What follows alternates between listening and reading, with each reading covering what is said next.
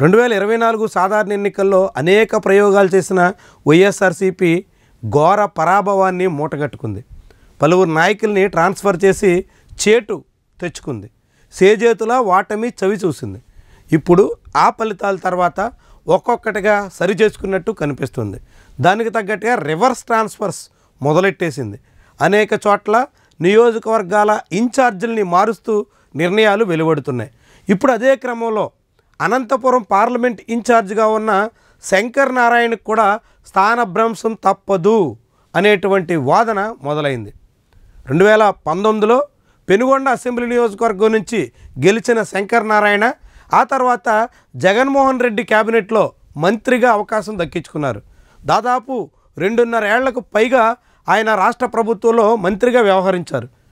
తన సొంత నియోజకవర్గంలో కూడా ఆయన మీద తీవ్రమైనటువంటి వ్యతిరేకత రావడంతో ఆయనకి 2024 అసెంబ్లీ ఎన్నికల్లో టికెట్ నిరాకరించి అనంతపురం పార్లమెంటు స్థానం నుంచి బరిలో దింపారు. అదేవిధంగా కళ్యాణదుర్గం నుంచి శంకర్ నారాయణ తర్వాత మంత్రిగా బాధ్యతలు స్వీకరించిన ఉషశ్రీ చరణ్ని పెనుగొండకి బదిలీ చేశారు. క్యాబినెట్లో కూడా శంకర్ నారాయణ కోటాలో కురుబా కోటాలో అవకాశం దక్కించుకున్నటువంటి ఉషశ్రీ చరణ్ ఆ తర్వాత మళ్ళీ అదే క్యాస్ట్ ఈక్వేషన్స్తో పెనుగొండ అసెంబ్లీ టికెట్ను కూడా శంకర్ నారాయణ స్థానంలో దక్కించుకున్నారు. కానీ అనంతపురం వెళ్ళిన శంకర్ నారాయణ ఓడిపోయే, పెనుగొండలో ఉషశ్రీ చరణ్ కూడా పరాభవం పాలయ్యే. ఇప్పుడు జగన్మోహన్ రెడ్డి పునరాలోచనలో పడినట్టుగా కనిపిస్తుంది. అనంతపురం పార్లమెంట్ నియోజకవర్గం నుంచి శంకర్ నారాయణ ఏమాత్రం సూటబుల్ కాదు అని వైఎస్ఆర్సీపీ అధినేత నిర్ణయానికి వచ్చినట్టుగా భావిస్తున్నారు. మరి శంకర్ నారాయణ ఇప్పుడు ఎక్కడికి బదిలీ చేయాలి అన్నది వైఎస్ఆర్సీపీ ముందున్న అతిపెద్ద ప్రశ్న. పెనుగొండలో ఇప్పటికే ఉషశ్రీ చరణ్ మీద అనేక రకాల విమర్శలు వస్తున్నాయి.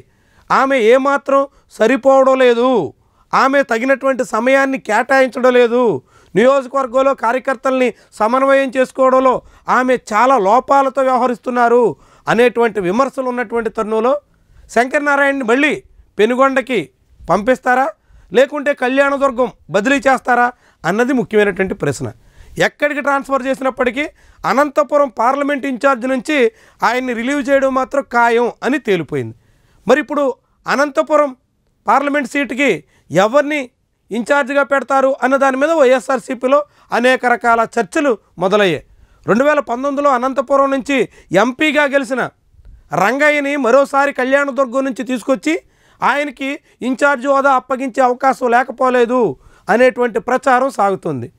శంకర్ నారాయణకి హిందూపురం పార్లమెంట్ అప్పగించాలని ఓ దశలో అనుకున్నప్పటికీ హిందూపురంలో బలమైన కురుమనేతను పార్టీలో చేర్చుకుని ఆయనకు అప్పగించేటువంటి యోచనలో జగన్మోహన్ రెడ్డి ఉన్నారు అనేటువంటి ప్రచారం సాగుతోంది.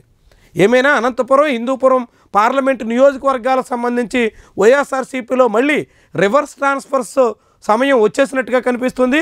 2024 ఎన్నికలకు ముంగిట చేసినటువంటి బదిలీలన్నీ తిరిగి మళ్ళీ సరిచేసి బలమైనటువంటి నాయకత్వాన్ని ఆయా నియోజకవర్గాల్లో ఇన్ఛార్జీలుగా నియమించేందుకు జగన్మోహన్ రెడ్డి పావులు కదుపుతున్నట్టుగా కనిపిస్తుంది.